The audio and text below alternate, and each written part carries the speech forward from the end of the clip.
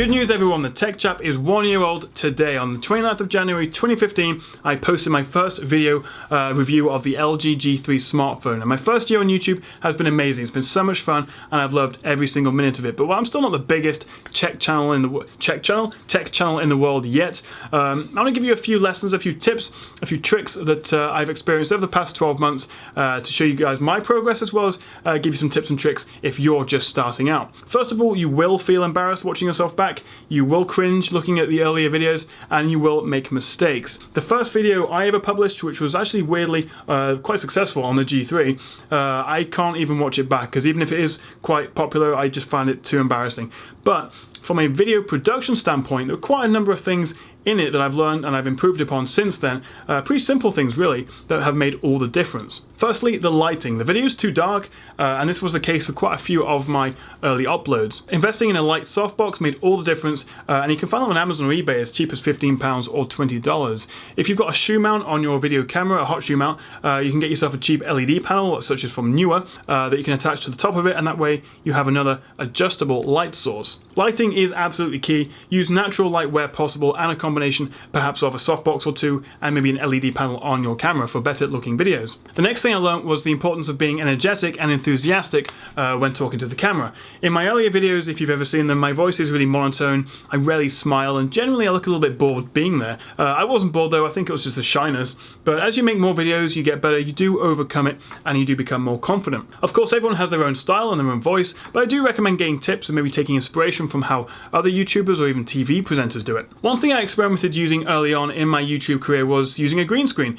I don't have a particularly big or fancy house with loads of space and endless privacy, unfortunately, for filming, so I decided to set up shop in my garage. But as you might expect, breeze blocks aren't really the best background, so I figured I'd get something a bit more interesting and invest in a green screen, and actually it's surprisingly easy to do. So I bought a green muslin cotton sheet and a stand from eBay, set it up against the wall, and my first attempts were kind of bad actually.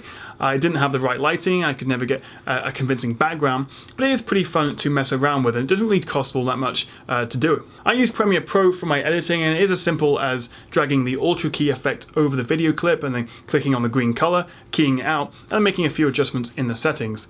I find it's best not to try and mimic a view or like off an office background or something, because it's just too hard to get the right perspective. It just looks weird.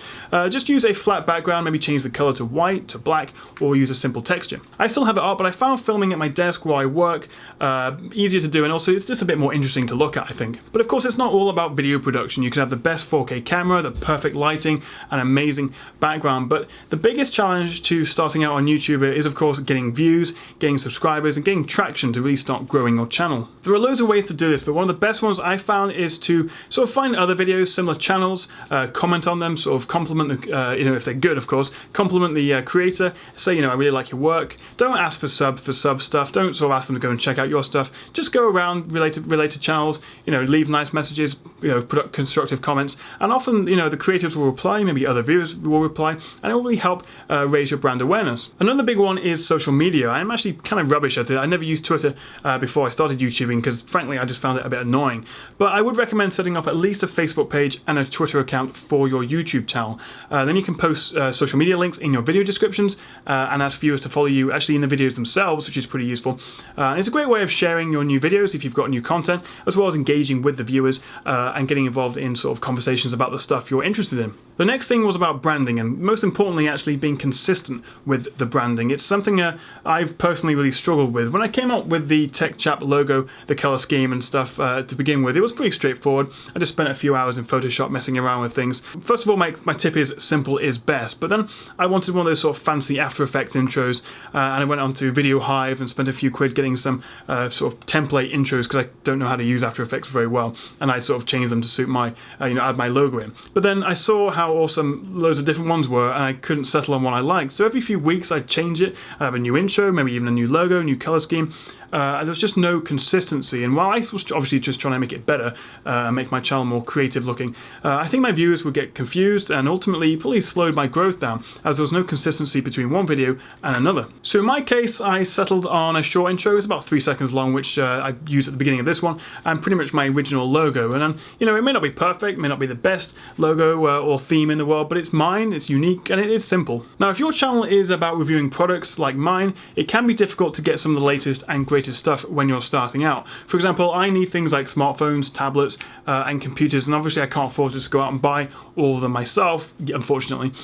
So make use of what you already have. So let's say you already have a Galaxy S6, it's your phone, or an iPhone 6, and you've had it for a while. Do a long-term review of it. They're pretty cool videos to do. And of course you can get multiple videos out of one product. Break it down. Maybe you could do a camera review, a battery review, look at the speed test, see how good the fingerprint reader is. You can get loads of content if you think creatively and outside of the box. You know, if just looking around, you can probably think of half a dozen things you can make a video about, but obviously then the key is to make it interesting and useful. Finally, I think there's two simple things that everyone should aim for when they're being a YouTuber. That is to be kind and to be useful. You may get trolled, you may get people posting horrible comments on your channel, but don't let it bother you. Just be friendly, be polite, and report comments where necessary. I've had a few comments like everyone has over the months saying, you know, oh, your videos are shit or something, the usual stuff, but I just usually reply in an overly friendly way saying, okay, you know, cool, I'll take that on board, that's good feedback, or I just sort of mess around with them a little bit saying, you know, maybe you're right. But generally I found if you're nice to people, they'll be nice back to you. The other thing is to be useful, you know, serve a purpose, whether you've got a tech channel, comedy, pranks, fashion, science, whatever it may be. You know, even if you're just trying to make the viewer laugh, or you're going to teach them something, or give them advice based on your experiences, just do something that will leave them better off at the end. So these have just been a few tips and experiences I've had throughout my first year on YouTube growing the Tech Chap, and it's with your support, you know, your subscriptions and your comments that's made that happen. So I hope you'll stick with me as we continue to grow the Tech Chap into 2016. Thank you very much for watching, guys. Please do like and subscribe, and I'll catch you again right here on the Tech Chap.